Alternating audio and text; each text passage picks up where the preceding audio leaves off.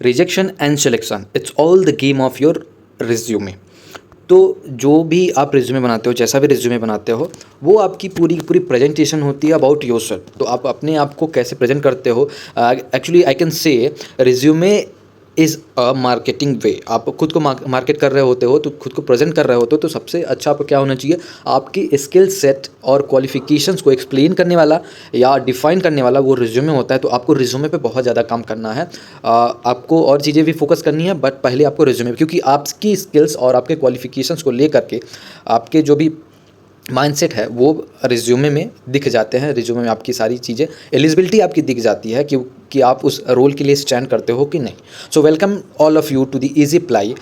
इस वीडियो के थ्रू आपको पूरा पूरा पता चलेगा कि रिज्यूमे कैसे बिल्डअप करते हैं। मैं एक ऐसा फेक तरीका बताने वाला हूँ, आप उसको फेक कह सकते हो या आप ऑफिशियल कह लो, बट वही तरीका फॉलो होता है वाइल शॉर्ट लिस्टिंग कैंडिडेट और while short listing any resume. तो रिज्यूमे जैसे भी हो, अब इतने एप्लीकेंट्स हो गए हैं, इतने रिज्यूमे सबमिशन हो जाते हैं कि रिज्यूमे को शॉर्ट लिस्ट करना एक रिक्रूटर के लिए टफ वर्क हो गया। So they are preferring some AI for monitoring resume. तो वो चीज़ें बहुत सारे एप्लीकेंट्स, बहुत सारे स्टूडेंट को ऑलरेडी पता है, तो वो चीज़ें कुछ करते हैं, क्योंकि वो स्कोर्स चेक कर सकते हैं अपने रिज्यूमे का कि कितना स्टैंड करता है, तो वो चीज़ें वो करते हैं।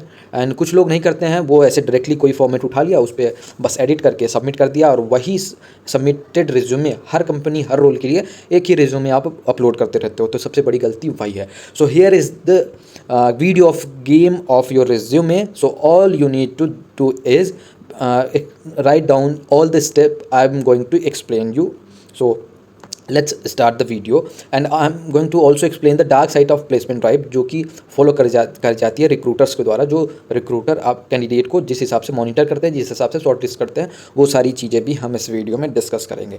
So let's go with the first slide. And जैसे कि मैं बता दूं, जब भी आप किसी भी जॉब के लिए अप्लाई करते हो, तो उसमें क्या होता है कि उसमें कनेक्शन होने चाहिए, लाइक आपके, यानी कि जो आपका एप्लीकेंट्स है या फिर आप कह लो खुद को स्टूडेंट जो भी है, उसके बीच में और रिक्रूटर के बीच में एक कनेक्शन होनी चाहिए, so that they can go for your candidature. अगर आप कनेक्ट नहीं कर पाते हो रिज्यूमे के थ्रू, तो वो ही आपकी प्रॉब्लम कर जाती है और वही आपका रिजेक्शन का रीज़न बन जाता है। क्योंकि बहुत सारे ऐसे रिक्रूटर होते हैं जो बहुत ही कम टाइम देते हैं किसी भी रिज्यूमे को देखने के लिए। कुछ भी अगर एरर मिल गई आपके, कुछ भी छोटा सा भी, तो वो तुरंत आपके रिज्यूमे को स्किप कर देंगे, रिजेक्ट कर देंगे।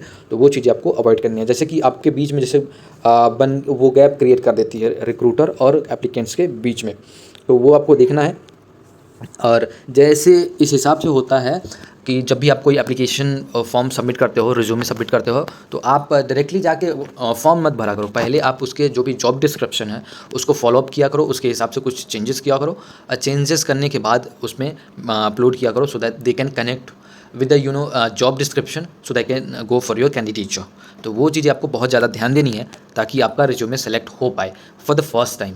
चाहे आपका उसमें ये आप फ्रेशर हो या फिर आप कोई एक्सपीरियंस है 1-2 साल का, तो ये चीज़ें होती हैं। यही मैं बता रहा हूँ कि रिज्यूमे को चेंज करना क्यों इम्पॉर्टेंट है, क्यों रिक्वायर्ड होता है रिज्यूमे को हर बार चेंज करना। क्योंकि देखिए, जब भी आप कोई जॉब एप्लीकेशन पे जाते हो, उसमें प्रॉपर डिफाइन रहता है। अगर मैं बात करूँ कंप्यूटर साइंस बैकग्राउंड की, उसमें जो भी प्रोग्रामिंग लैंग्वेजेस होते हैं, जो भी टेक्निकल स्किल्स होती हैं, जो प्रीफर क्वालिफिकेशन होती है, जो भी बेसिक क्वालिफिकेशन होती है, वो सारी पहले ही मेंशन की जाती है। बेसिक क्वालिफिकेशन के लिए तो आप स्टैंड करते हो, आपके पास वो है। And what about preferred qualification, वो चीज़ तो आप कहीं देते ही नहीं हो। आप सोचते हो प्रीफर्ड की जाती है तो वो उसको हम स्किप कर सकते हैं, बट नहीं, प्रीफर की जाती है। उसको आपको उसमें स्किल्स में भी सेट करना है। लाइक अगर मैं बात कर लूँ, एक छोटा सा एग्जांपल लेते हैं एसक्यूएल की या फिर डेटा स्ट्रक्चर की। अगर उस पर्टिकुलर जॉब एप्लीकेशन के लिए डेटा स्ट्रक्चर या डेटाबेस रिक्वायर्ड है और आपके रिज्यूमे में ये वर्ड मेंशन ही नहीं है, तो आपका जो कि कैंडिडेचर है वो आपका रिजेक्शन में चला जाएगा। बिल्कुल वो आपका आगे नहीं बढ़ाया जाएगा, फॉरवर्ड नहीं होगा। तो आपको क्या करना है कि उस हिसाब से हर जॉब डिस्क्रिप्शन के हिसाब से थोड़ा चेंज करना है। बस स्किल्स में चेंज करने होते हैं और कुछ ज़्यादा चेंज करना नहीं होता। और उस हिसाब से 2-3 चीज़ें आप चेंज कर दोगे, उसमें ज़्यादा टाइम लगेगा भी नहीं, और फिर आप उम्मीद कर सकते हो कि आपके पास रिवर्ट बैक आएगा रिक्रूटर के तरफ से। तो वहाँ पे चीज़ें सही रहेंगी। और नहीं, ज़्यादातर ऐसी चीज़ें होती हैं कि आपने सबमिट कर दिया और फिर उसके बाद आप वेट कर रहे हो कि आपको कोई मेल आएगा रिक्रूटर के द्वारा और फिर अगले स्टेप के लिए आप जाओगे, तो वो चीज़ें हो नहीं पाती। एक्सपेक्टेशन तभी करो जब आप उसके लिए मेहनत करते हो। ऐसा नहीं है कि पूरा एक ही रिज्यूमे बनाया हमेशा वही देते जा रहा हो। Let's go for the correct format for the resume. जो करेक्ट फॉर्मेट होता है, बहुत सारे लोग, बहुत सारे क्या 95% लोग ऐसे होते हैं, उससे ज़्यादा ही होते हैं, जो इंटरनेट से कोई फॉर्मेट उठा लिया, उसी को एडिट करके और उसी पे काम कर रहे हैं। तो वो किसी पर्टिकुलर का आप फॉर्मेट उठाते हो, वो उसके स्किल सेट के हिसाब से है। अभी मैं बता दूं, जब भी आप फॉर्मेट्स की बात करते हो तो कैसे फॉर्मेट्स होने चाहिए, अभी मैं बता दूं कि अगर आपके पास एक्सपीरियंस नहीं है, मैं अगर 1-2 साल की एक्सपीरियंस की बात करूं तो मैं कहूँगा आपको फ्रेशर काउंट करूँगा। एक्सपीरियंस मैटर करता है, 1-2 साल जो भी आप एक्सपीरियंस है या फिर फ्रेशर है, आपको रिज्यूमे जो है एक ही पेज में बनाना है, क्योंकि 2 पेज के लिए आपके पास कंटेंट नहीं है। 2 पेज का रिज्यूमे तब बना सकते हो जब आपके पास अप्रॉक्स 5 to 10 ईयर्स का एक्सपीरियंस हो, या फिर 5 से 10 प्रोजेक्ट करे हुए हों आप। मशीन लर्निंग हो गई, एआई हो गया, ब्लॉकचेन हो गया, कुछ बड़े बड़े प्रोजेक्ट्स कर रखे हुए हैं, लंबे समय तक प्रोजेक्ट किया हो, उसको एक्सप्लेन करना, उसकी टेक्नोलॉजी, उसके जो स्किल सेट है, जो वर्किंग है, वो एक्सप्लेन करने के लिए उसमें स्पेस चाहिए होता है, तो वो आप उसको इंक्रीज़ कर सकते हो। बट आपके पास सिर्फ कुछ इंटर्नशिप कर रखी हुई है या फिर कुछ कंपनीज़ के एक्सपीरियंस है, तो वो आप एक पेज में मेंशन कर सकते हो, और जो अनरिक्वायर्ड चीज़ें हैं उसको हटा करके। तो जैसे कि हम बात करें फॉर्मेट की, तो आपका क्वालिफिकेशन और एक्सपीरियंस ये तो रिक्वायर्ड है।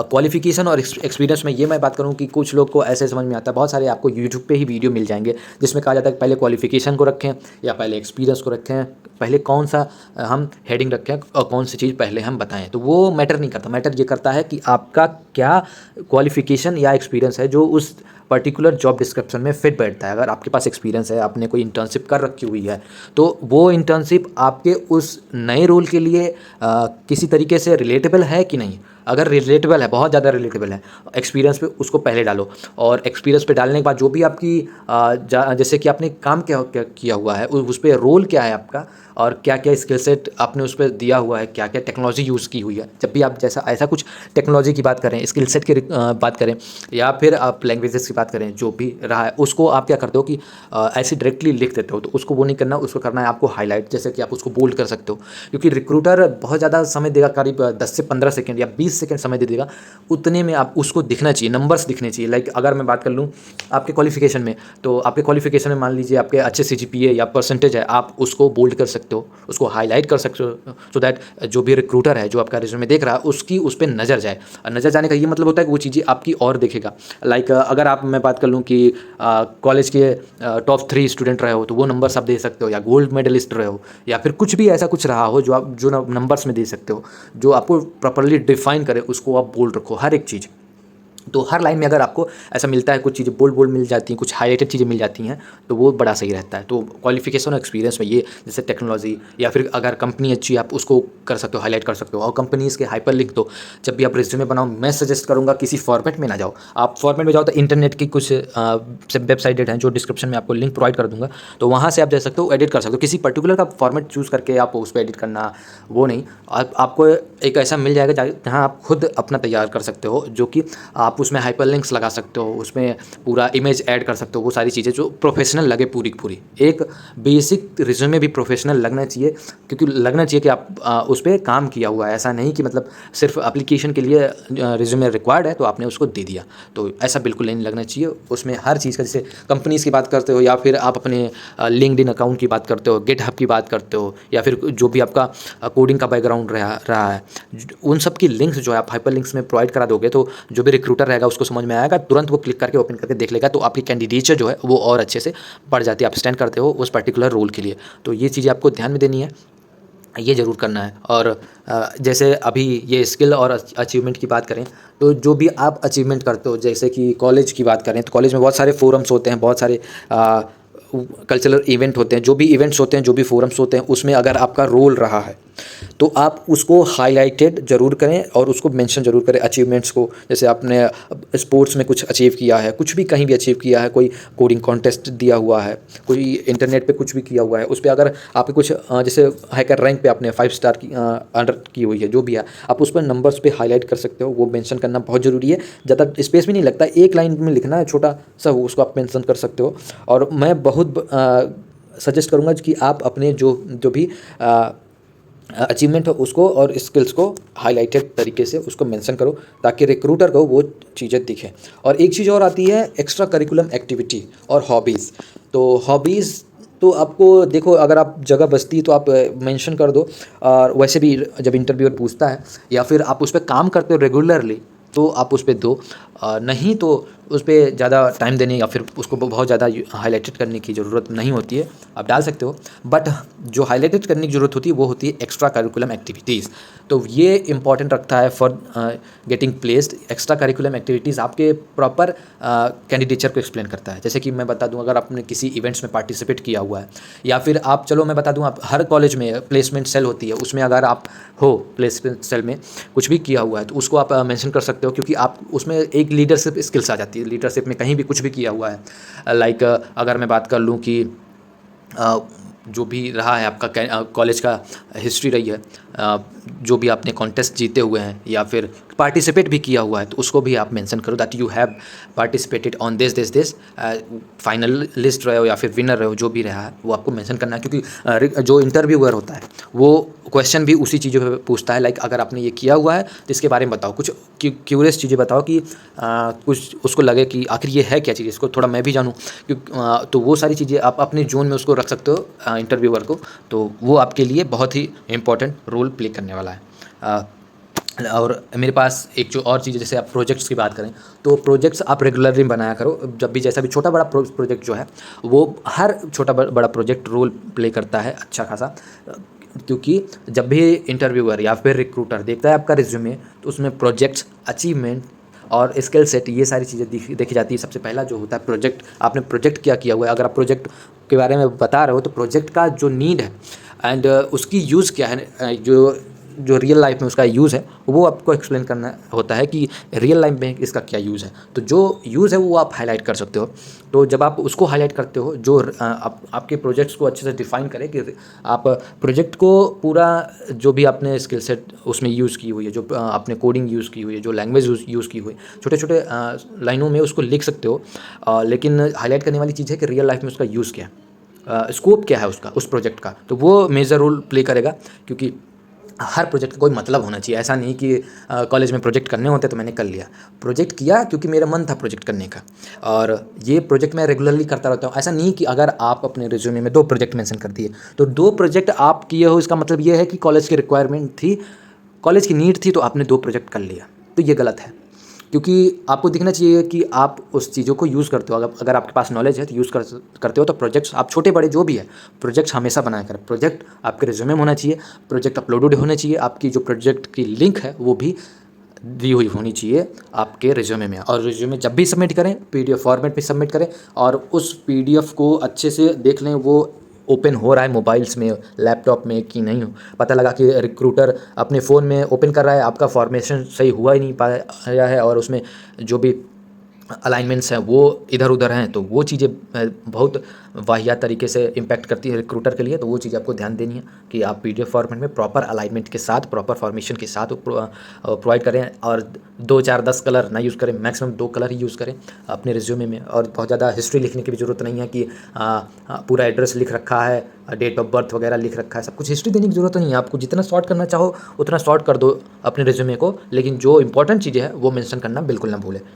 तो ये चीज़ें रहती हैं, आपको वो ध्यान में देना है। सबसे बड़ी चीज़ होती है जो कि करियर ऑब्जेक्टिव, जो बहुत ज़्यादा इंपॉर्टेंट रखती है अगर आप अप्लाई करते हो किसी जॉब रोल के लिए। ये करियर ऑब्जेक्टिव, चाहे बड़ी कंपनी के लिए आप अप्लाई कर रहे हो, चाहे छोटी कंपनी के लिए अप्लाई कर रहे हो, एमएनसी है, या फिर आप किसी कस्टमर सर्विस के लिए अप्लाई कर रहे हो, करियर ऑब्जेक्टिव आपका मेजर रोल प्ले करती है। क्योंकि पहली हेडिंग है आपकी करियर ऑब्जेक्टिव हुआ करती है। तो करियर ऑब्जेक्टिव इंटरनेट के थ्रू कॉपी वाला बिल्कुल नहीं होना चाहिए, क्योंकि आप कॉपी कर रहे हो, आपके जैसे 1000 और एप्लीकेंट्स हैं जो कॉपी कर रहे हैं, वो करता ही नहीं है। तो वो आप अपने खुद से लिखो कि आप क्या आप अपने कोर्स को लेकर के किस प्रकार सीरियस हो, किस प्रकार आप यूज़ करते हो अपने स्किल सेट को, किस टाइप से आप एजुकेशन को आप रिक्वायर करते हो, जो भी करियर ऑब्जेक्टिव हो, क्यों आपको ये रोल चाहिए, and what is the real objective of your personal career. तो वो चीज़ें आपको मेंशन करनी है। ऐसा नहीं है कि इंटरनेट से कोई कॉपी कर लिया आप उसको पेस्ट करके। अगर आप इंटरनेट के थ्रू जा भी रहे हो, उसको मॉडिफाई करो अपने हिसाब से, जो भी आपके अंदर जो स्किल सेट है, जो आप करना चाहते हो उसको मॉडिफाई करो, ताकि वो हर एक चीज़ रिलेटेबल लगे। हर एक चीज़ जब तक रिलेटेबल नहीं लगेगी, जैसे कि आपका करियर ऑब्जेक्टिव रिलेटेबल होना चाहिए आपके स्किल सेट से, आपकी जो नॉलेज है उससे, आपका प्रोजेक्ट्स है, आपके अचीवमेंट सबसे रिलेटेबल हो, जो क्वालिफिकेशन है वो आपका रिलेटेबल हो आपके अचीवमेंट से, और आपके जो भी करियर हैं कभी वो सब रिलेटेबल होंगे तो वो ज़्यादा मैटर करते हैं, स्टैंड करते हैं आपके करियर के लिए। तो ये सारी चीज़ें होती हैं। आप रिज्यूमे हमेशा अपडेट करना सीख लो यार। अब यार लेकिन ये भी बात है कि बहुत ज़्यादा रिज्यूमे सबमिट करना, एडिट करना, हम समझ पाते हैं कि थोड़ा लेंदी हो जाता है, लेकिन कम से कम स्किल तो अपडेट करते ही रहा करो। लाइक ऐसा क्या होता है कि जब भी रिक्रूटर देख रहा होता है तो अपने जॉब डिस्क्रिप्शन के हिसाब से देखता है, और ऐसा बस उसको ये देखना होता है कि भाई तुमने कुछ रिज्यूमे में अपडेट किया हुआ है कि नहीं, पुराना ही रिज्यूमे डाल रहा है। और जब भी आप रिज्यूमे को किसी और का भी उठा के देख लो, उसमें आपको दिख जाता है। आप रिज्यूमे अपने आप से एक बार जज किया करो कि क्या आप खुद के रिज्यूमे से सेटिस्फाइड हो, तब अपलोड करो। जब खुद से सेटिस्फाइड नहीं होगे तो क्या क्यों रिक्रूटर सेटिस्फाई होगा भाई। तो वो चीज़ आपको ध्यान देनी है। रिज्यूमे का आप 2 बार नहीं 4 बार देखो, लेकिन जब तक खुद सेटिस्फाई नहीं हो जाओ तब तक उसको फाइनलाइज ना करो। एंड मैं सजेस्ट करूँगा फॉर्मेट आप देख लो इंटरनेट से, मैं और प्रोवाइड भी करा दूँगा, बट आप रिज्यूमे को प्रॉपर एक डॉक फाइल में क्रिएट करो, उसको वर्ड फाइल में बनाओ, उसको PDF में कन्वर्ट करो, उसको प्रिंट करके। तो वो चीज़ें ज़्यादा मैटर करती हैं जब खुद से आप डिज़ाइन करते हो। बुलेट्स यूज़ करो, नंबर्स यूज़ करो, तो वो चीज़ें। और ये जो फ़ोटोज़ लगा के जो स्पेस, बड़ा फ़ोटो लगा के स्पेस कवर करते हो तो वो थोड़ा अनऑफिशियल सा लग जाता है, वो मतलब स्पेस कवरिंग लग जाता है, तो वो नहीं सही लगता। तो आपको उस पर ध्यान देना है, तो आप उस पर ध्यान दो। अभी बात करते हैं जो डार्क साइड ऑफ मैंने बोली थी, जो dark side of placement drives हैं, कि अभी जो बड़ी कंपनीज़ होते हैं या फिर छोटी कंपनीज़ की बात करें तो वो भी यही करती हैं कि रिज्यूमे को कोई पर्सन जज करता ही नहीं पहली बार में। तो वो AI सिस्टम यूज़ करते हैं। बहुत ज़्यादा ईजी है, अगर आपने डेवलपमेंट करी हुई, थोड़ा बहुत नॉलेज है तो आप जानते हो 2-4 लाइन का कोड होता है, उसको हम कर देंगे तो वो फाइंड आउट कर लेता है कि आपका रिज्यूमे इस जॉब प्रोफाइल के लिए, जॉब डिस्क्रिप्शन के लिए मैचेबल है कि नहीं। अगर नहीं है, कोई भी कीवर्ड्स, वो सिर्फ कीवर्ड्स सर्च करते हैं। जैसे कि आपको डेटाबेस में पैटर्न मैचिंग आपको याद होगी, तो पैटर्न मैचिंग जो होती है यही होती है। पैटर्न मैचिंग ये सब मैकेनिज्म जो एल्गोरिदम्स हैं वो यूज़ करते हैं, क्योंकि कोई इतना सा ज़्यादा रिज्यूमे कोई पर्सनल कैसे उसको शॉर्टलिस्ट करेगा। तो यही एक तरीका ही है, मतलब रिज्यूमे शॉर्टलिस्टेड करने का, यही AI और फिर डेटाबेस से जो भी शॉर्ट लिस्टिंग ऐसे ही हो जाती है। और इसका मैं रियल लाइफ एग्जांपल भी आपको दे सकता हूँ। जब भी मैंने कई सारे जॉब एप्लीकेशन पोस्ट करी हुई रिसेंटली, वहाँ जब आप अप्लाई करते हो किसी भी जॉब्स के लिए, इस चैनल की नहीं, मैं किसी भी बात करता हूँ, कहीं से भी आप जॉब एप्लीकेशन ले लो, कहीं से भी जो भी हो, जब भी आप जॉब एप्लीकेशन को अप्लाई करते हो तो उसमें आप देखते हो रिज्यूमे अपलोड करते ही सारी डिटेल पहले से फिलअप हो जाती है। तो वो एक तरीका है। आप डेवलपमेंट जानते हो तो वहाँ आपको सारी चीज़ें समझ में आती है कि वो कैसे फिलअप हो जाता है। वही तरीका है फाइंड आउट करने का कि whether it's matchable with the description of job और नॉट। तो वो चीज़ें आपको ध्यान देनी है कि एक चीज़ ही करो। जैसे कि उसमें रिक्वायर्ड पाइथन का, तुमने दे रखी है जावा, या जावा का रिक्वायरमेंट है, तुमने मेंशन कर रखा हुआ पाइथन, तो ज़रूरी नहीं है आपको उसमें चेंज करना ही करना है। इसलिए तो मैं कहता हूँ डॉक फाइल में बनाओ, उसमें चेंज करो, चेंज करने के बाद उसका PDF निकालो, PDF अपलोड कर दो, 2 मिनट का टाइम लगता है। और ऐसे जॉब एप्लीकेशन और फिर ऐसे जो टिप्स एंड ट्रिक्स हैं ऑफ कैंपस ड्राइव से रिलेटेड, ऑन कैंपस ड्राइव से रिलेटेड जो फैक्ट्स हैं वो मैं आपको रेगुलरली बताता रहूँगा। और फिर असेसमेंट, इंटरव्यूज़ की चीज़ें आपको मिल जाएंगी, और ये तरीके फॉलो करो। बहुत सारे कैंडिडेट अभी गूगल पे भी काम कर रहे हैं फॉलोइंग दिस क्राइटेरिया, और ये सारे तरीके अपना करके। तो उन्हीं सबको मॉनिटर करने के बाद मैं ये वीडियो बना रहा हूँ, क्या चीज़ें होती हैं, कैसे आपका फॉलो किया जाता है रिज्यूमे। तो वो चीज़ें आपको, और बहुत सारे रिक्रूटर से भी मैंने बात करी, तो उस हिसाब से मैंने ये चीज़ें बताई आपको। ये फॉलो ही करना है आपको। अपने सेटिस्फेक्शन के लिए रिज्यूमे क्रिएट करो। जब आप खुद सेटिस्फाई हो जाओगे तो रिज्यूमे में जो रिक्रूटर होगा आपको वो भी शॉर्ट लिस्ट कर लेगा आपका रिज्यूमे। और ये बिल्कुल तरीका अपनाना। और फिर रिसेंटली मैंने गूगल के एप्लीकेशन पोस्ट किए हैं, उस पर ज़रूर अप्लाई करना। अभी ये मई जून 2023 से स्टार्ट होने वाला है नई इंटर्नशिप गूगल में, जो बहुत अच्छी अपॉर्चुनिटी। उसके लिए मैंने ऑलरेडी बहुत सारी चीज़ें बता रखी हुई हैं, गूगल हायरिंग की प्लेलिस्ट भी बनी हुई है, गो थ्रू कर लेना उसको। और सारी चीज़ें आपको इंपॉर्टेंट चीज़ें मिल जाएंगी, रेगुलरली मिलते रहेंगे। डिस्क्रिप्शन बॉक्स में आपको टेलीग्राम की लिंक भी मिल जाएगी, रेगुलरली आपको अपडेट्स मिलती रहेंगी। So if you are new to this channel, do subscribe to easy apply to get regular update about any job opening, about any off campus hiring. यार अगर वीडियो अच्छी लगी हो, इन्फॉर्मेशन अच्छी लगी हो, तो बटन लाइक कर देना, लाइक बटन को प्रेस कर देना, सब्सक्राइब कर देना, दोस्तों के साथ शेयर कर दो ताकि उनको भी समझ में आ जाए कि रिज्यूमे, जो गेम ऑफ रिज्यूमे है वो क्या है, क्योंकि रिज्यूमे बहुत मैटर करता है। तो सो अभी के लिए मैं इतना ही कहूँगा कि best of luck for your future, for your career, and thanks for watching this video. Thank you so much.